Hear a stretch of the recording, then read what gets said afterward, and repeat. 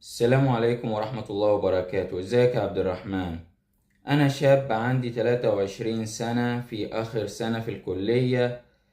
أول مرة شفت مشهد إباحي كان عندي 13 سنة من باب الفضول، بس كنت لوحدي وفضلت أتفرج وأنا مش فاهم إيه اللي بيحصل، بس حسيت بحاجة غريبة ومن ساعتها بقيت عادة. في الأول كنت بفتح كل أسبوع مرة، بعدين كل يوم، بعدين بقيت بفتح أكتر من مرة في اليوم.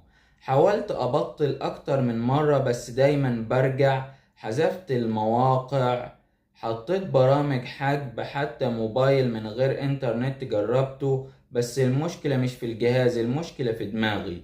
بقيت بتأثر بكل حاجة، مش قادر أركز في الشغل، مش قادر أبص للبنات بنظرة محترمة.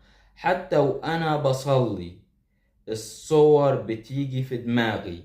بقيت بحس إني عبد للعادة دي، مهما أقاوم برجع، وكل مرة برجع بكره نفسي أكتر، وبحس إني بعدت عن ربنا، عن نفسي وعن مستقبلي.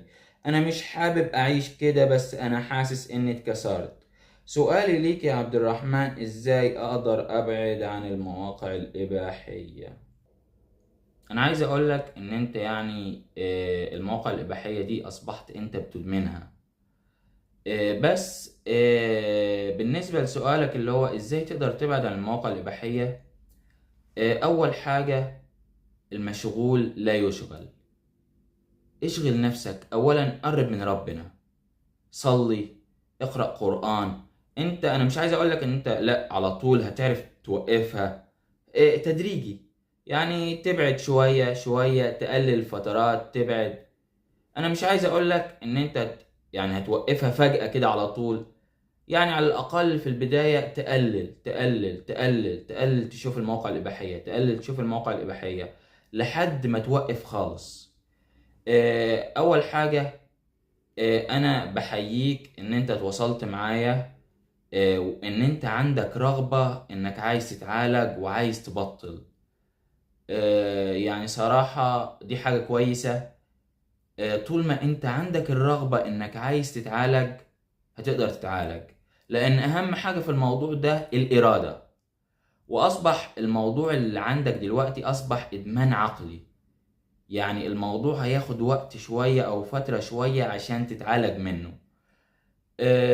انت حاول تبعد شوية، تبعد عن التليفون، حاول تبعد عن التفكير، حاول تنسى شوية، حاول تتجاهل شوية، وحاول تشغل نفسك على قد ما تقدر.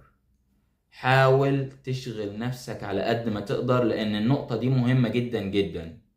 بعد كده قرب من ربنا، صلي، اقرأ قرآن، اشغل نفسك على قد ما تقدر. مارس رياضة انت بتحبها، روح الجيم. حاول ما تسيبش نفسك فاضي ابدا. اشغل نفسك، اشغل نفسك في الدراسة، روح اتمشى، اقرا كتب، ابعد عن التليفون بقدر الامكان، وابعد عن الشاشات، وابعد عن اي حاجة تخليك تدخل على المواقع الاباحية. تاني حاجة، ابعد عن المواقع الإباحية، وابعد عن كل حاجة. والحاجات دي على فكرة سيئة جدا جدا، وليها تأثير سيء جدا جدا على العقل. ذنوبها كبيرة جدا. فتوب وعود إلى الله واستغفر، وحاول تبعد على قد ما تقدر. لو انت حسيت ان انت مش قادر تبعد، وحاسس ان لأ، دماغك كل شوية بتفكر فيها، ممكن تروح لطبيب نفسي، وإن شاء الله هتلاقي حل. بس انت ابدأ بالحاجات اللي انا قلتها لك، قرب من ربنا، صلي، ادعي ربنا، اتوسل لربنا انك تبعد عن الحاجات دي، ادعي ربنا انك تنسى. وان شاء الله بإذن الله تعالى، طول ما انت عندك إرادة وبتفكر تتوب وبتفكر تبعد عن كل حاجة سيئة، ربنا هيعينك ويقويك انك تبعد. بس انا عايز اقولك انك ما تيأس. خليك قوي، وخلي ارادتك قوية، حاول بكل الطرق تحارب المواقع الإباحية، أنت أقوى من المواقع الإباحية، وإن شاء الله يعني تقدر تنتصر على المواقع الإباحية.